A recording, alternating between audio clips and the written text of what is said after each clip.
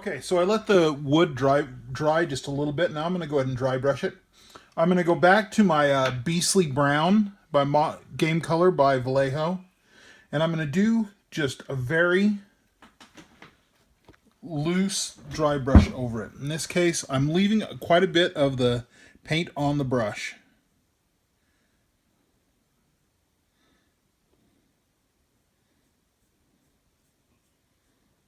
And this is where using the bamboo really comes in handy.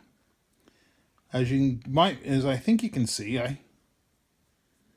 the lines in the bamboo really stands out. Okay, and I did that just very quickly. That really doesn't have to dry very much now. I'm just going to wipe out my brush, clean it out just a little bit, and then I'm going to once again grab my khaki. And I already have khaki in my palette. Again, Model Color Khaki by Vallejo. And this time I'm going to all but clean out the khaki in my brush. Okay. And this is just going to highlight the wood. And again, if I get this on my high areas on the dirt, or what's going to end up being dirt, we aren't going to care at all. Okay, and then my last step for the wood is I use just a little bit of bone white, which unfortunately I didn't have out of my case.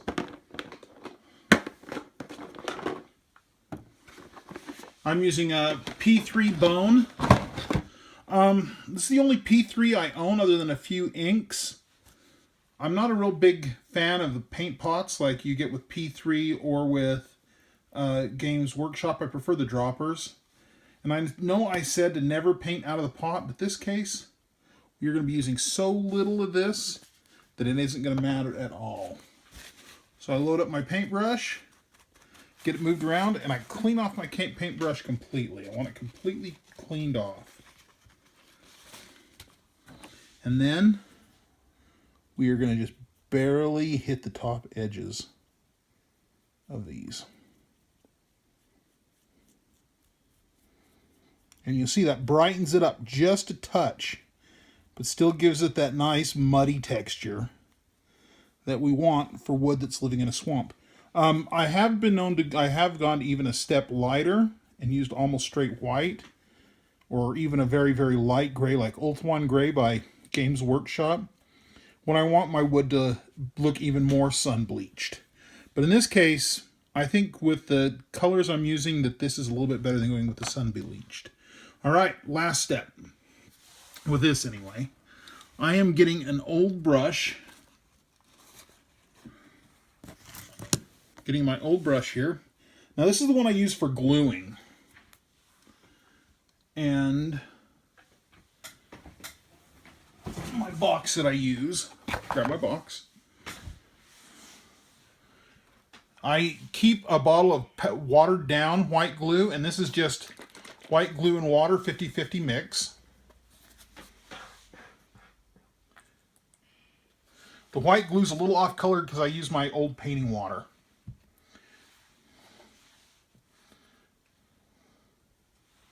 Okay, and then all I'm going to do with this is I'm going to give myself a nice layer of watered PVA over the land areas that are not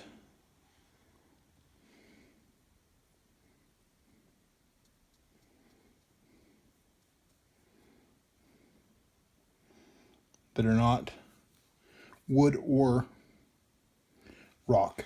Okay, just like that. Next step is I'm going to take my Fine Earth Turf by Woodland Scenics. I've had this for a long time, you can tell. And I'm just going to pour, that was a little bit more than I meant to pour, but you get the point.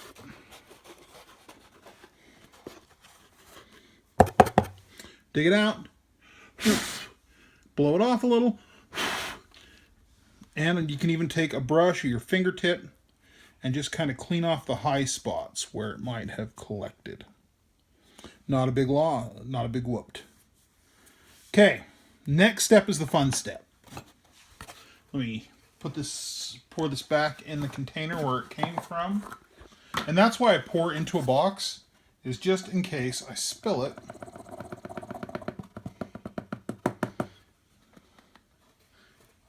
I am not losing anything. And I think I've had this since this particular thing of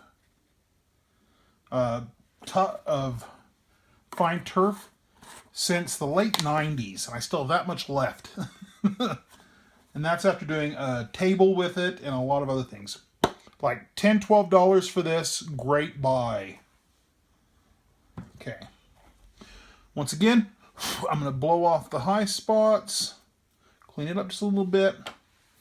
And I am going to grab my bulrushes that I made in a previous video. Bulrushes you can stick pretty much anywhere. I'm going to stick these over here out of the way because I have quite a large model and I don't want it sticking in the way. Okay. Next thing we are going to do is we're going to attach our pig. Grab my super glue. Sometimes with Malifaux models, you will have to end up pinning onto your bases because they just don't give you much meat to stick to. In the case of this pig though, he has got plenty of meat. And I know you can't see it, but I've actually already kind of pressed into that to where I want him. Okay, hold it for just a few seconds.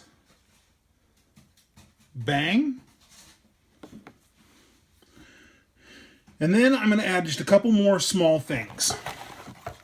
I'm going to use a couple of these Battlefield Swamp Tufts by Army Painter. I love these. I probably go through these more than I do anything. Because I use them on terrain I'm building. I use them on just anything. And these are Swamp Tufts. They come in many different colors. The Swamp Tufts are my favorite. And they come in 3 separate sizes. Large, medium, and small. I'm going to use a medium. And I think probably a small. So I'm going to turn this around. And this is why I stuck the pig on next, is because I can see where the opening in the grass is. They come with an adhesive, but I use just a little bit of the watered PVA on the bottom just so they stay better. I'm going to put a medium one there, and I'm going to put a small one, I think. Ooh, and I grabbed 2 small ones. I don't want 2, I just want 1. Okay, and I'm going to grab a small one. And I'm just going to put it right there. Okay. One last step in our, well, 2 last steps and our base is complete. We are going to put on the green scatter turf. I like the green scatter turf because it gives a really nice contrast to the flock, the fine turf that I'm using. Again, this is Army Painter. I bought this, I saw it and I kind of bought it on a whim about 2 years ago. And I just love it. Just love it. So once again, I'm going to go over in random areas. I'm going to concentrate on the bulrushes, the base of the bulrushes. And I can kind of move the bulrushes around also to kind of get them a little bit more realistic. And around the edge here. And this is kind of where the artistry comes in. You're kind of just wanting to do it. I'm going to hold it here. And I'm just going to lightly sprinkle our tuff. Now, by me doing this, it makes it so, oops, my bulrushes go flying off. It makes it so it hides the base of the bulrushes a little bit better for you.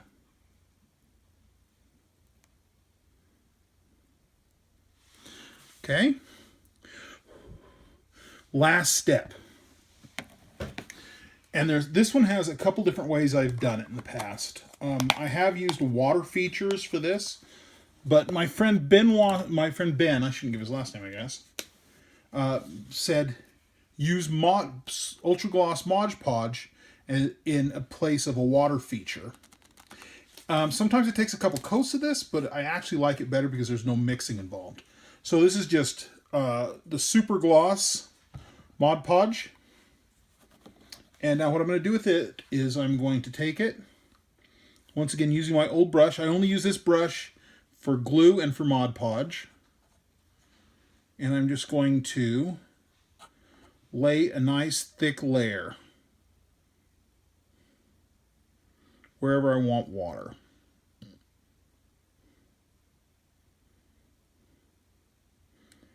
And taking the excess, and I'm going up over the rocks with it. I do that to make the rocks look slimy and mossy. And that's it. The base is completed. I'll move this out of the way, let you take a good look.